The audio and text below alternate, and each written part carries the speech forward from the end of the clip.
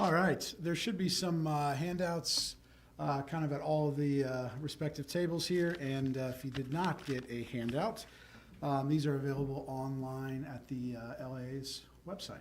But this is one of my favorite things to present every single year. I am happy to sort of unveil the 2025 Grand Lake St. Mary's Restored Wetland Report and sort of give everybody a complete overview. I know from month to month we kind of talk about, you know, here's what the wetlands are doing this week, or here's what they're doing this month, but here's what they did for the entire calendar year of 2025. We'll talk about that for a few moments, and then we'll do a brief update on the algal bloom for 2025 and kind of where we're at ramping up into this year. So if we look at this past year in review, 2025, and I know we didn't have our January meeting, so this is kind of our end of year synopsis or summary. One of the things that, you know, we all live in this watershed and we all sort of notice this, but we had an interesting precipitation patterns this year. We had not so much a sort of annual drought if you look at the amount of rain for the entire year, but the timing of it was extremely weird. Most of our rainfall, most of our hydrology, most of our hydrologic loading, most of it came in the winter, January, February, March, and into spring of April. And then once we hit sort of May and June, our values for how much water is actually flowing into the lake, how much water is raining down, our values really plummeted, and we entered into a sort of drought period, as you know, everybody noticed. Some of the sort of biggest ways to sort of recognize that is looking at the average creek flow. And so if you were to look at, Big Chickasaw Creek, for instance, some of these massive downticks in flow, for instance, the month of December for 2025, the month of December, the average daily flow was 1.2 million gallons. That's compared to 13.6 million gallons a day. So 13.6 million gallons a day down to 1.2 for December. You look at November, the average is 8.4 million, and what we saw this past year was about 3/4 of a million. So we're talking some of these months throughout the year, we're talking anywhere from 65 to 95% reductions in flow compared to what we have historically had. So we had a pretty dry last half of the year, and we had a pretty wet kind of first half of the year. Now, all of that water flowing off our watershed, all that water eventually makes its way into Grand Lake, and the idea of these natural habitat restorations, the idea of these wetlands is to capture as much of that water as we possibly can, treat it, and see where things are at. So how did our wetlands actually do in total? Our wetlands treated about 760 plus million gallons. So this is a big number. About 760 plus million gallons of water treated this past year. If we look at how that stacked up to last year we were about at 620 million gallons.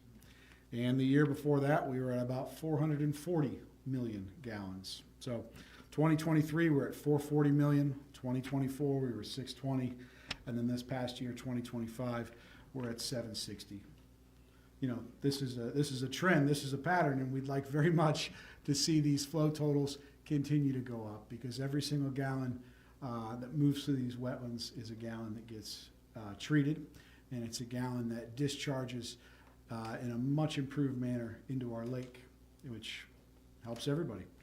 If we look at just what our wetlands actually did in terms of our main wetlands, Coldwater, Prairie, Beaver, and Big Chickasaw Creek.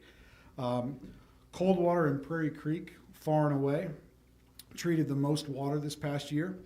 Coldwater treated a little bit more than Prairie Creek, but Prairie Creek is a smaller stream to begin with. But if you stack up the number of gallons treated by the wetland compared to the number of gallons that move through those creeks, both of these systems treated about 15% of every drop of water that flowed through those streams. That's a great number. So both those wetlands treated about 15% of the annual flow. Beaver Creek treated about 3, maybe 4% of the annual flow. Beaver Creek is the largest tributary in our watershed, so that's kind of the biggest one to grab onto. I'm happy to announce that we have received some EPA 319 funding in conjunction with the county. A big shout out to Teresa Dirksen for coordinating that research grant, but there is another pump station that's going to be installed at Beaver Creek. So hopefully that, in a perfect world, that doubles that number for next year. So hopefully next year we'll be seeing twice as much water treated through Beaver Creek. And that particular site has got the capacity to handle that amount of water. So we're excited to see that. So that number should go up next year, but for this year, it did pretty well. For Big Chickasaw Creek, again, that's one of our smaller restored wetlands. That sits on a footprint of about 10 acres. The wetland itself is a portion of that. You know, not every acre of these sites is wetland habitat, but it's a mixture of wetland and upland habitat. So that site's about 10 acres. And then about half of that's actual wetland acreage, and that one was able to treat about 4% of Big Chickasaw Creek, and that's an exciting thing to be able to see as well. When we look at the actual nutrients and how much we're reducing, the concentration reductions are fantastic. And again, it's a balancing act. When we look at these concentration reductions, it'd be great if we had 100% reduction of phosphorus, 100% reduction of nitrogen, 100% reduction of sediment with every gallon moving through these wetlands. But if we achieve that, we might be sacrificing the amount of water that can move through these sites. So there's a balance between the concentration reduction of these nutrients, these harmful nutrients, and how much water moves through the system. Anybody can treat a gallon of water. These wetlands are special because they treat 760 million of those gallons of water. And they do it pretty effectively. So when we look at these concentration reductions, when we take these concentration reductions and we couple those with the gallons moved through the actual wetlands, we come up with this idea of load. Load as in the raw amount, the mass, the weight. How many dump trucks of nutrients did we actually keep from flowing into Grand Lake St. Mary's? And so this printout that you've got that is available online for online listeners, and for those of you that maybe didn't get a copy today, it breaks down exactly how much mass of all of these nutrients sequestered. And when we look at this, we can look at sites like Coldwater Creek. Close to 10,000 pounds of pure nitrogen was removed over the course of the year. This is outstanding. Close to 600 pounds of pure phosphorus removed. Close to 100,000 pounds of sediment removed. Close to 100,000 pounds of sediment. That's 1,000 pounds by dry weight. That is some dump trucks. If we look at Prairie Creek, we can see similar outstanding patterns. And we can see that not every season is equivalent. The top performing seasons for these wetlands are early summer into the sort of midsummer period. And that's when they sort of remove the majority of the nutrients. But they're fighting the good fight year round. When we look at Beaver Creek this past year, Beaver Creek was able to grab close to 9,000 pounds of pure nitrogen, was able to grab a couple of 100 pounds of phosphorus, and it was able to grab around 15 or 20,000 pounds of dirt. 15 to 20,000 pounds of dirt. Big Chickasaw, similar patterns to what we saw with Beaver Creek. It's removing 100 or so pounds of phosphorus. It's removing 2,000 or 3,000 pounds of nitrogen, and it's removing about 30,000 pounds of total suspended sediment. And again, all of those things that get removed, they're in that wetland, and they're not moving into Grand Lake St. Mary's. Now, if all of those things go into the wetland, that means they take up space, right? So, nitrogen, for the most part, ends up eventually moving into the atmosphere, and so it sort of, moves into N2 gas and becomes part of breathable air. So that's great. Phosphorus, though, doesn't have a gas component, doesn't have an atmospheric component. Phosphorus sort of stays in those wetlands. Dirt doesn't move into the atmosphere, so dirt sort of stays in those wetlands too. So, the conversation always comes up, hey, this is great, these wetlands are doing fantastic. They're keeping all of these nutrients and sediment particles from our lake, but at some point, do we have to deal with that? Like, if we're storing them all in one place, like, what do we do? Well, at some point, and it depends on the wetland and it depends on the amount of things going into it, but at some point there's some annual maintenance that needs to happen. And if anybody has driven by Prairie Creek over the last week or so, you have seen some of that annual maintenance happening.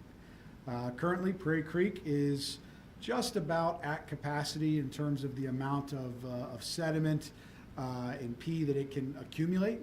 And so that system is in the process of being reset at the moment. You'll see long claw excavators out there, and you'll see dump trucks out there, and those are digging out the main settling pools and sort of resetting that system so that when it comes back online in the spring, it's got a fresh start and we can continue to accumulate these things.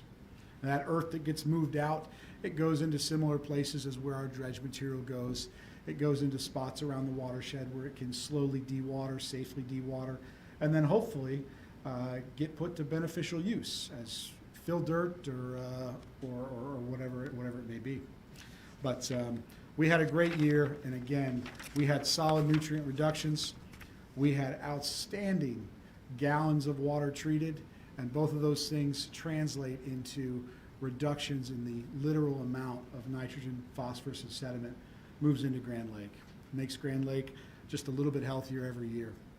These restored habitats, we've got more online for this coming year.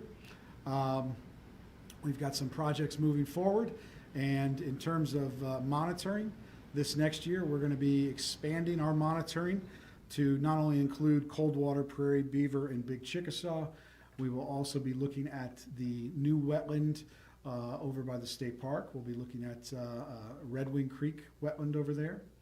We will also be looking a little bit at the Gilliland property. That's over on the south side of the lake, kind of over by Club Island area. And we will also be looking at the new Rosenbeck wetland. That's kind of over towards Coldwater area. That's right on the side of Coldwater Creek. So this is a good thing. And we'll be expanding our monitoring to also include Little Chickasaw. Little Chickasaw is a beautiful stream restoration with wide wetland pockets, wide sort of riparian shelves. So if you haven't had a chance to check out Little Chickasaw, it's right by the renovated OD&R boat ramp. There's a lot of parking and there's good access. There's a couple little walking trails over there. So check that out.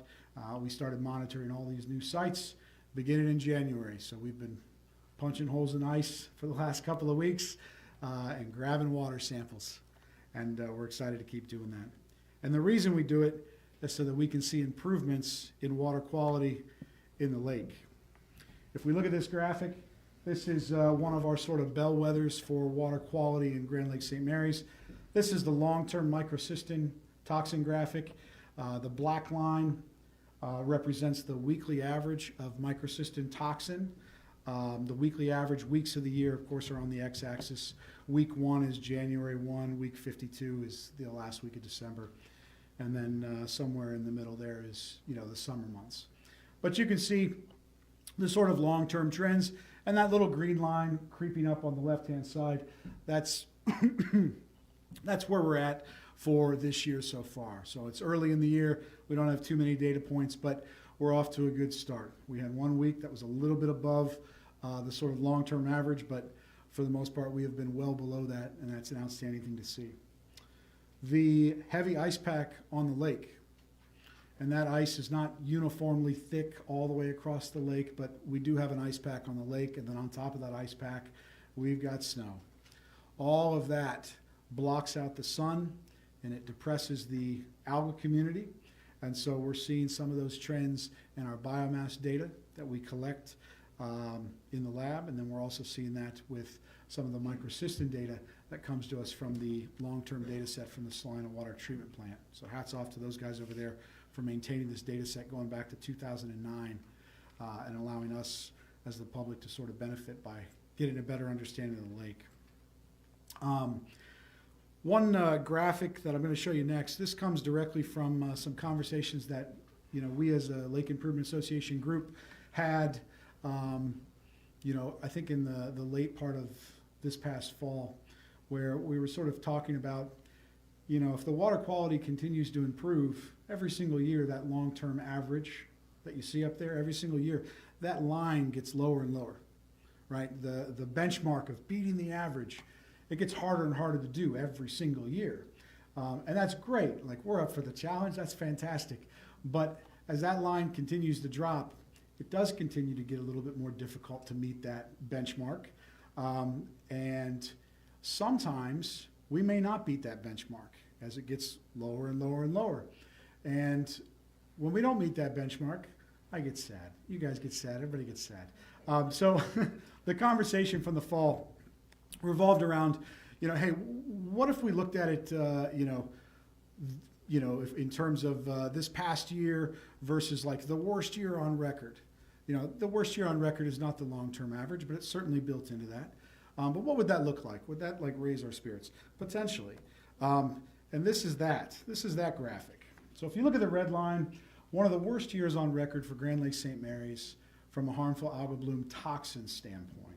Not necessarily always biomass, but from a toxin standpoint, 2015, 2016, like that's the kind of high water mark for toxin values in the long-term data set. That's the red line, that's the bad line, that's 2015.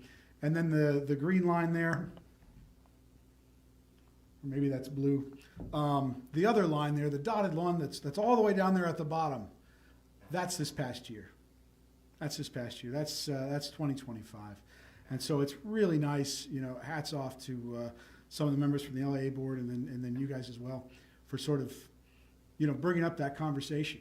Can we look at that? Can we look at this data in that respect? And again, that's not the long-term average, but it is often helpful to sort of look at a really bad year in the data set just to show us kind of how far we've come. And we can go further. We can get better. We can go a lot further. We can get a lot better.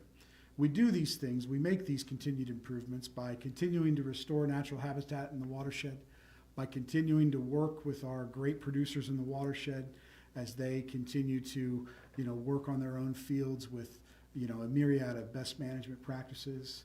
And we do this by continuing to be diligent and vigilant in our approach to watershed conservation and sort of understanding how these things work and understanding the patterns over the long term.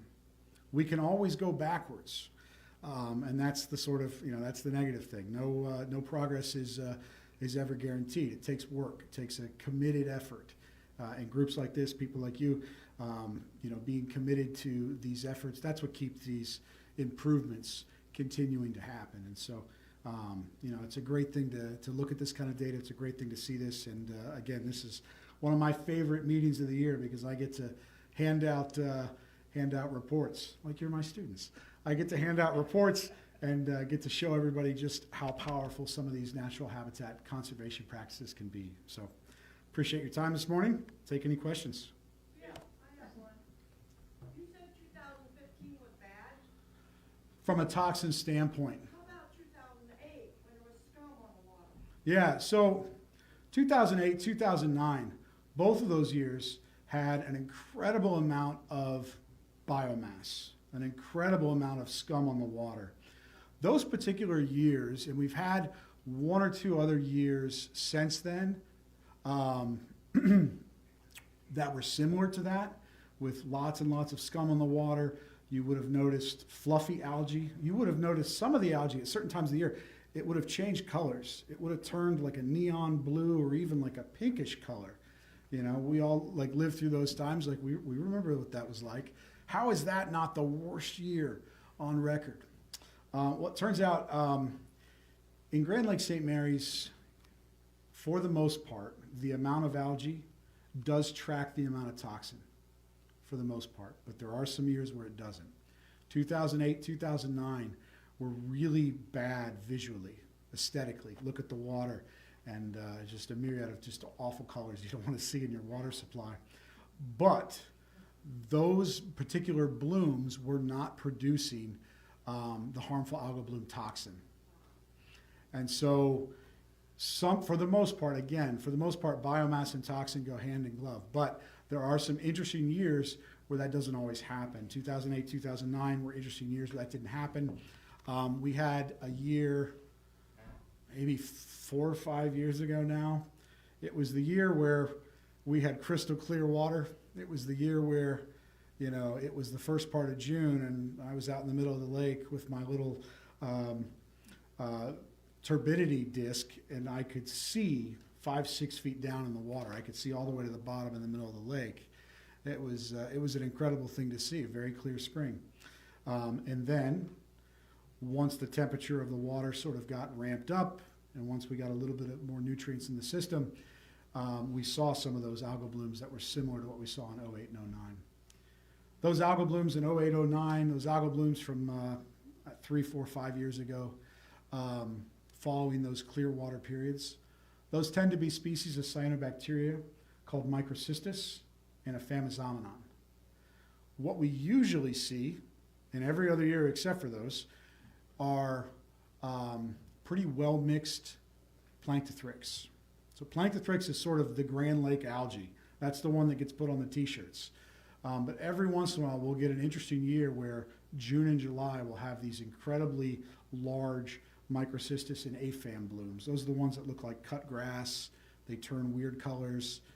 And but in general, those particular blooms of the microcystis and apham, when we look at the long-term data, those are not the blooms that are producing microcystin toxins to the degree that planktothrix does. And so I hope that answers your question.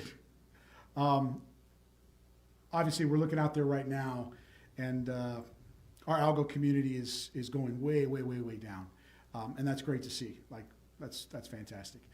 In fact, this past week we were able to look at the different kinds of algae that were still around out there, and this past week there were numbers of healthy algae, green algae, and diatoms, healthy diatoms and green algae.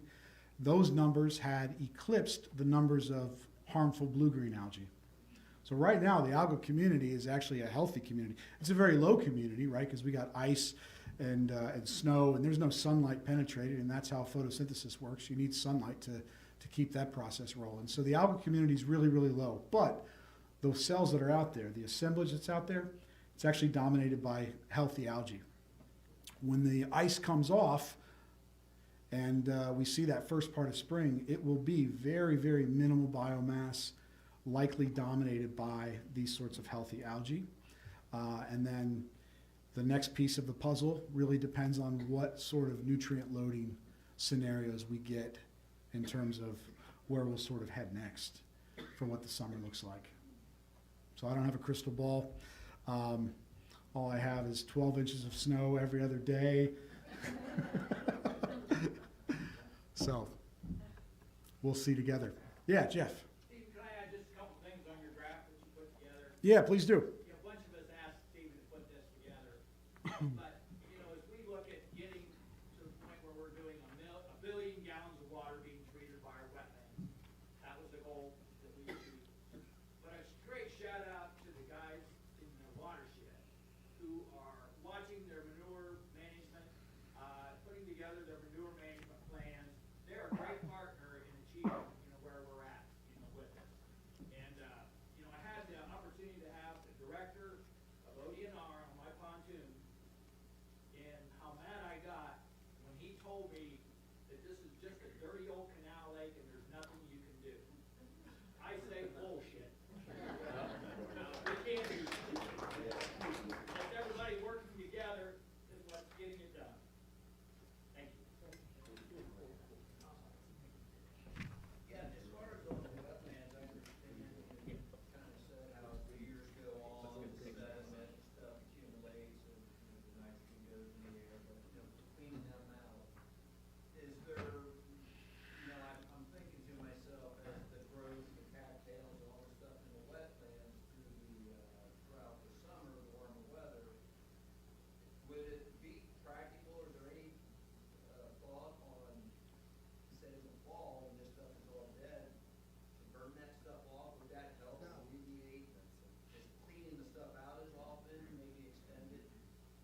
Yeah, so I'll repeat the question so people online can hear that because it's a great question.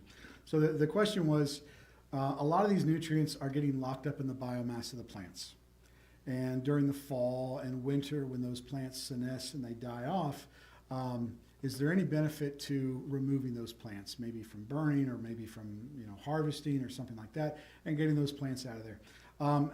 And there is some logic to that, but a lot of those nutrients end up getting pulled deep into the root mass, and they end up getting pulled into part of the sediment.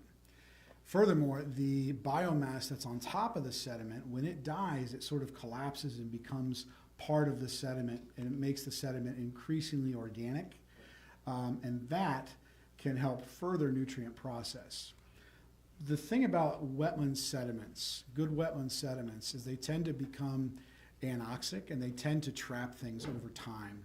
And so the hope is that whatever nutrients you've trapped there, the next wave of nutrients will just fall on top of that. And so it'll continue to sort of, build on that.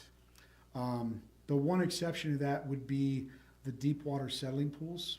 For the most part, all of our wetlands in this watershed are designed similarly, where they have a deeper water settling pool up front and then a series of increasingly shallow flats where a lot of that veg can sort of take over. There is a rationale for digging out those deep water settling pools, and there's quite a bit of pee in those as well. And so that's a scenario where things kind of get dug out, and if there's plants in there, they end up getting yanked out too. But in general, the plants in the rest of the wetland, when they die and sort of decompose for the winter, they're sort of becoming part of that increasingly organic sediment, which can make for a healthier wetland that long term can benefit you even more. But again, it's a great question. It's one that comes up every so often, so I appreciate you asking. If you dredge out the high phos sediment and use it as fill or something like that, does that phosphorus leach back into the water table? So it could potentially leach into the water table, but the hope would be that if you put it someplace where it was actually getting used, if that high phosphorus sediment got folded into, a compost product or something like that, and then it gets used for lawns or for gardens or something like that, the hope would be that an individual that accessed that used that, wouldn't be putting any kind of fertilizers on it, and so the grass or the vegetables in the garden or whatever it is would be mining that phosphorus that's in there. And that would be getting sort of recycled into some sort of more beneficial use. We'll move the sediment far away from the lake. That would be great, yes. Not opposed. All right, we'll move on to our next speaker. Thank you very much. Appreciate everybody.